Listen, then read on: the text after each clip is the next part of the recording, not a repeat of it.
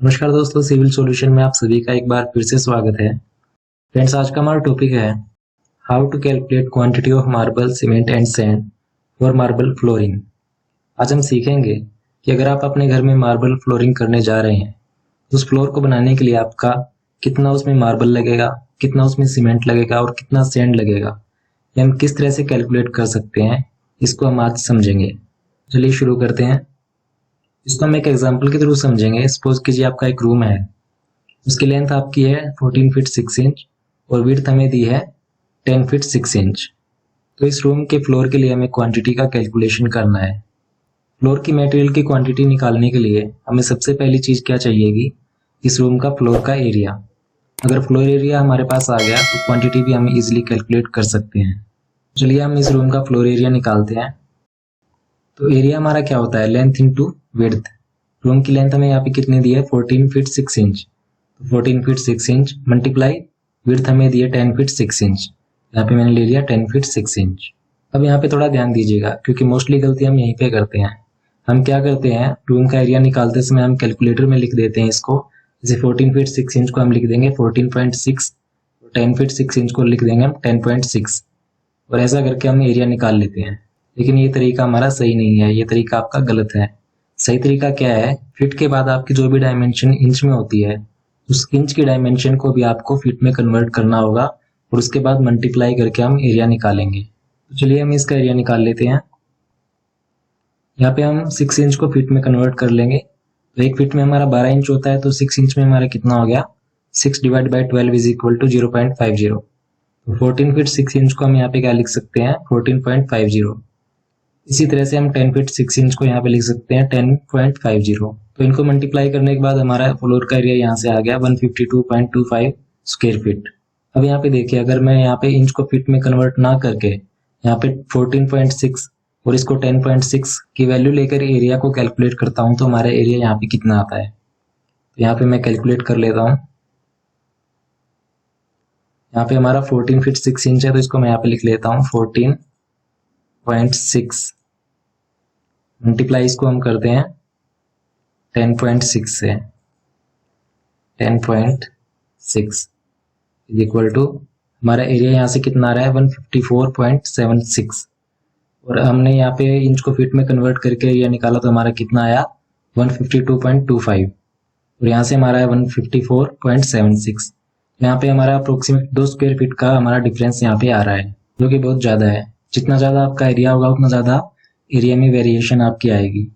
इसलिए आप जब भी एरिया कैलकुलेट करें तो फीट के बाद आपकी जो भी इंच में डायमेंशन है उस इंच की डायमेंशन को आपको फीट में कन्वर्ट करना है और उसके बाद मल्टीप्लाई करके उसका एरिया निकालना है। तो फ्लोर एरिया हमारे यहाँ से आ गया। अब हम निकालेंगे एरिया ऑफ सिल। सिल हमारी कहाँ पे होती है, डोर लेवल पे। डोर लेवल पे हमारा मार्बल का एक अलग से पीस लगता है, इसलिए हमें इसका एरिया भी कंसिडर करना होता है। तो यहाँ पे हमारी सील की लेंथ कितनी होगी, जो हमारी यहाँ पे ओपनिंग की लेंथ दी गई है वही हमारी सील की लेंथ होगी। तो यहाँ पे ओपनिंग हमें दी गई है 4 फीट की, तो हमारी सील की लेंथ भी यहाँ पे कितनी होगी, 4 फीट। सील की विड्थ हमें कितनी लेनी है, जो हमारी इस रूम की वाल की विड्थ है वही हमारी सील की विड्थ होगी। सपोज कीजिए इस रूम की वाल की विड्थ यहाँ पे 9 इंच की है, सील की लेंथ हमारी यहाँ पे 4 फीट होगी और विड्थ यहाँ पे होगी 9 इंच। तो अगेन हम इस 9 इंच को फीट में कन्वर्ट करेंगे। 9 इंच को फीट में कन्वर्ट करेंगे तो हमारे यहाँ से आ जाएगा 0.75। 4 multiply 0.75 is equal to 3 square feet. आपका सील का एरिया यहाँ से आ जाएगा। चलिए हमारा फ्लोर एरिया यहाँ से आ गया, सील का एरिया आ गया। अब हम निकालेंगे स्कर्टिंग, जिसको डेडो भी बोलते हैं। स्कर्टिंग निकालने के लिए हमें क्या करना है, इस रूम की जितनी भी वाल्स हैं उन सभी वाल्स की लेंथ को हमें ऐड कर देना है। तो यहाँ पे हमें इस वाल की लेंथ दी गई है 14 feet 6 inch, 14 feet 6 inch plus इस वाल की लेंथ हमें दी है 10 फीट 6 इंच, तो प्लस 10 फीट 6 इंच। अगेन हमारी 14 फीट 6 इंच की एक वाल और है, 14 फीट 6 इंच। इस रूम के ओपनिंग के साथ में हमारी 3 फीट 3 इंच की एक वाल ये है और 3 फीट 3 इंच की एक वाल ये है। इन दोनों को ऐड करके मैंने यहाँ पे 6 फीट 6 इंच यहाँ पे लिख दिया है। तो इन सभी वाल्स की लेंथ को ऐड करने पे हमारा यहाँ से टोटल स्कर्टिंग का लेंथ आ गया 46 फीट। स्कर्टिंग की लेंथ हमने निकाल ली। अब हम निकालेंगे इसका एरिया। तो एरिया हमारा क्या होता है, लेंथ इंटू विड्थ।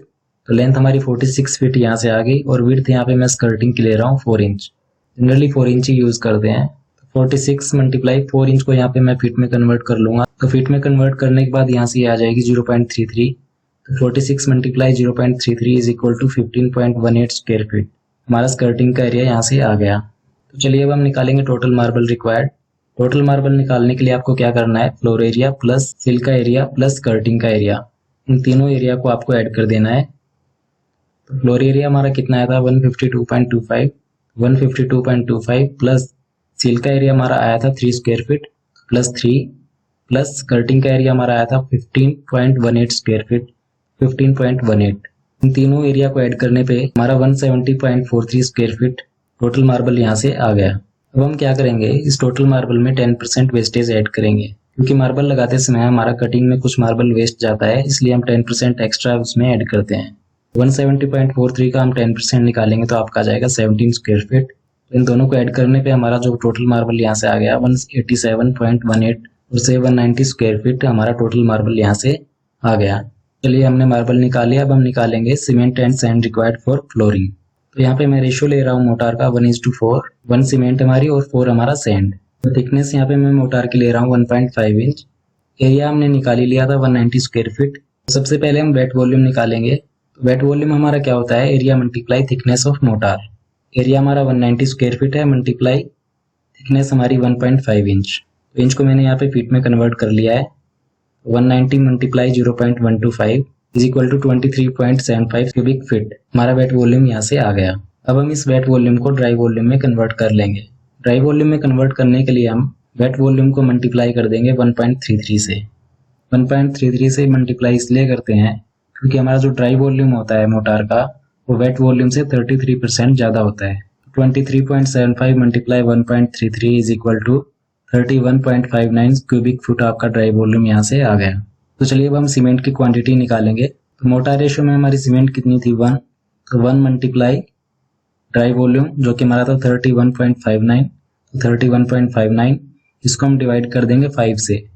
5 क्या है हमारा यहाँ पे सम ऑफ रेशियो, रेशियो हमारा 1/4 का था, तो 1 + 4 इज इक्वल टू 5, इसलिए हम इसको 5 से डिवाइड कर देंगे। उनको सोल्व करने पे हमारे यहाँ से सीमेंट आ गई 6.32 क्यूबिक फीट। अब हम क्या करेंगे 20% एक्स्ट्रा ऐड करेंगे फॉर एडहेसिव। मार्बल लगाते समय हम क्या करते हैं, मोटार पे सीमेंट की सलरी बना के उस पर लेड करके उसके बाद मार्बल लगाते हैं, इसलिए हम 20% एक्स्ट्रा सीमेंट को इसमें ऐड करेंगे। 6.32 का हम 20% निकालेंगे तो हमारा यहाँ से आ जाएगा 1.26 क्यूबिक फीट। तो यहाँ से हमारी टोटल सीमेंट कितनी आ गई 6.32 plus 1.26 is equal to 7.58 cubic feet हमारी टोटल सीमेंट यहाँ से आ गई। अब हम इस सीमेंट की क्यूबिक फीट की क्वांटिटी को बैग्स में कन्वर्ट कर लेंगे। बैग्स में कन्वर्ट करने के लिए हम क्या करेंगे 7.52 क्यूबिक फीट को हम डिवाइड कर देंगे 1.226 से। 1.226 हमारा क्या होता है volume of 1 bag cement. Volume of cement bag पे मैं एक अलग से सेपरेट वीडियो बना दूंगा जिसमें हम सीमेंट का वॉल्यूम निकालना सीखेंगे। तो 7.58 divide by 1.226 is equal to 6.18 bags हमारा सीमेंट यहाँ से आ गया। चलिए अब हम सैंड निकाल लेंगे। तो सैंड रेशियो में हमारा कितना था 4, तो 4 मल्टीप्लाई ड्राई वॉल्यूम हमारा कितना था 31.59 divide by sum of ratio जो कि हमारा 5 था। इसको सोल्व करने पे हमारा सैंड का क्वांटिटी यहाँ से आ गया 25.27 क्यूबिक फीट। इस रूम में मार्बल फ्लोर बनाने के लिए आपका 190 स्क्वायर फीट मार्बल लगेगा, 6.18 बैग सीमेंट लगेगा और 25.27 क्यूबिक फीट आपका सैंड लगेगा। मैं उम्मीद करता हूँ आपको ये वीडियो समझ में आ गया होगा। अगर आपको वीडियो अच्छा लगा तो इसे लाइक कीजिएगा। अगर आपकी कोई क्वेश्चन क्यूरी है तो कमेंट बॉक्स में कमेंट कीजिएगा। तो आज के लिए फ्रेंड्स इतना ही, थैंक यू।